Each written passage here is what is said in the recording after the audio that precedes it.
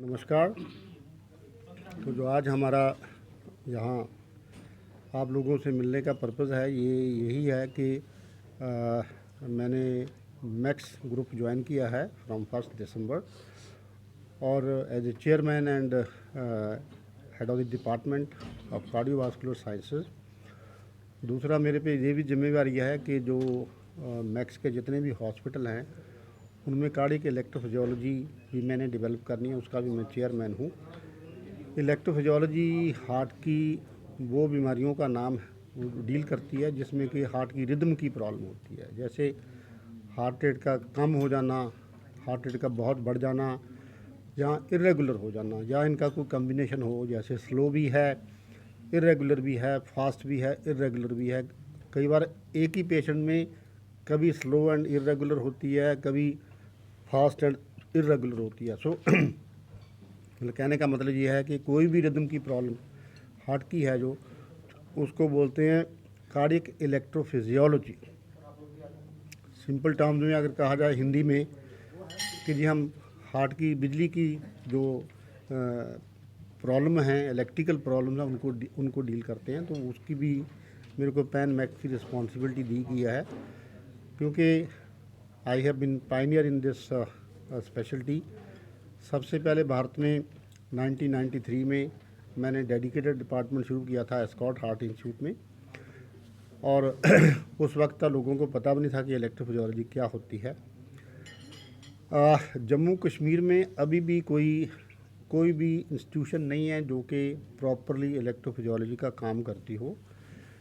शेर कश्मीर में कुछ थोड़ा बहुत काम होता है, और जम्मू में तो बिल्कुल ही नहीं होता, ज़ीरो। जम्मू में या जम्मू रीजन में तो कोई भी इलेक्ट्रोफिजियोलॉजी का काम नहीं होता। तो ऐसे सिचुएशन में इन लोगों को दिल्ली ही जाना पड़ता है मोस्टली। और ये हमारा मैक्स ग्रुप के साथ ये हमारा एक एफर्ट होएगी कि हम कुछ फैसिलिटी लोकली डेवलप करें, जिसके लिए एक मरीज़ों को जाना ना पड़े। कम से कम एटलीस्ट अगर हम कुछ फैसिलिटी डेवलप करेंगे लोकल, तो 90% लोग जो हैं उनको जाने की ज़रूरत नहीं पड़ेगी, या बल्कि 95। लेकिन जो ज़्यादा सोफिस्टिकेटेड इक्विपमेंट की ज़रूरत है, जिसको कई रिदम की ऐसी प्रॉब्लम है जिसके लिए हमें ज़्यादा सोफिस्टिकेटेड टेक्नोलॉजी की ज़रूरत पड़ती है, उसके लिए 5-7% लोगों को जाना भी पड़ जाए तो ठीक है।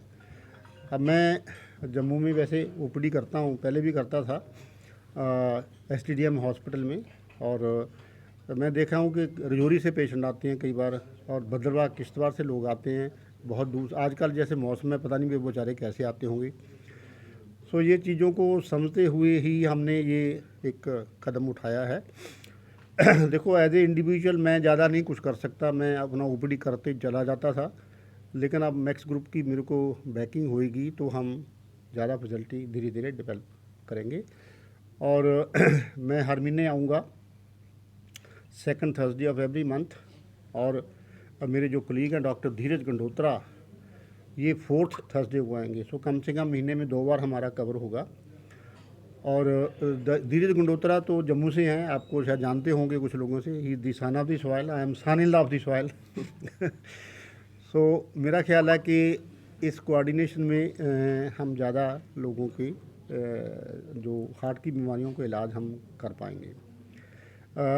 हार्ट की बीमारियां बहुत इम्पॉर्टेंट बीमारी बन गई है। आप लोग सुनते होंगे कि आजकल तो यहाँ तक बुरा हाल है कि 30 साल की, 35 साल के, 25 साल के लोगों को हार्ट अटैक होकर डेथ हो जाती है।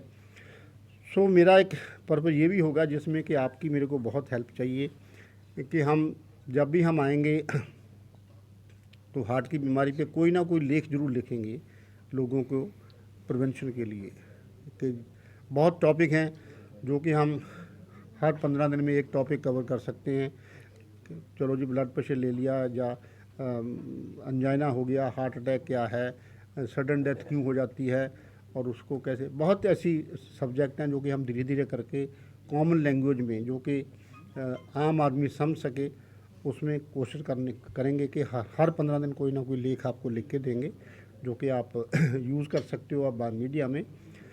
और मैं समझता हूँ कि सबसे बड़ी कंट्रीब्यूशन जो कोई डॉक्टर या मेडिकल प्रोफेशन कर सकता है अपने समाज के लिए, वो है कि अगर हम बीमारी को प्रिवेंट करें, क्योंकि प्रिवेंशन सबसे अच्छी चीज़ है। प्रिवेंट अगर हो जाए तो सेहत ठीक रहती है। दूसरा है कि इंसान का खर्चा नहीं होता। हार्ट की बीमारियां का खर्चा महंगा है, हज़ारों में नहीं लाखों में है।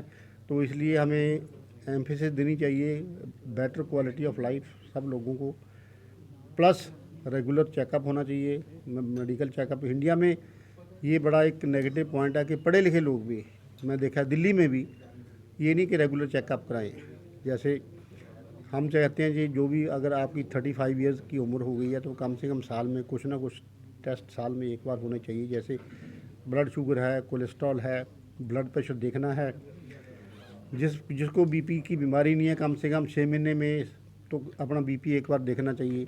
जिन लोगों की फैमिली में ब्लड प्रेशर की बीमारी है या डायबिटीज़ की बीमारी है, उनको ब्लड शुगर और भी रूटीनली ज़्यादा करानी चाहिए। और तकरीबन 40 साल के ऊपर तो हम समझते हैं कि हर साल टीएमटी भी होना चाहिए, क्योंकि ईसीजी नॉर्मल होने का मतलब ये नहीं कि बीमारी नहीं है कोई। ये लोगों को बड़े वहम है, बहुत एक मिथ है कि जी मेरी तो ईसीजी नॉर्मल है, मेरे को हार्ट अटैक कैसे हो गया। ईसीजी नॉर्मल रहती है जब तक हार्ट में कोई डैमेज नहीं है, लेकिन ईसीजी ये नहीं बताती कि हार्ट वाली नाड़ियों में कोई ब्लॉकेज है कि नहीं। ईसीजी ये भी नहीं बताती कि हार्ट में कोई वैल्व लीक करता है या कोई वैल्व नैरो हो गया है। तो ईसीजी इन्फॉर्मेशन देती है, लेकिन हर चीज़ की इन्फॉर्मेशन ईसीजी में नहीं है। तो एक बार साल में सालाना कार्डियक चेकअप मैं बहुत स्ट्रांगली रिकमेंड करता हूँ कि लोगों को कराना चाहिए। उससे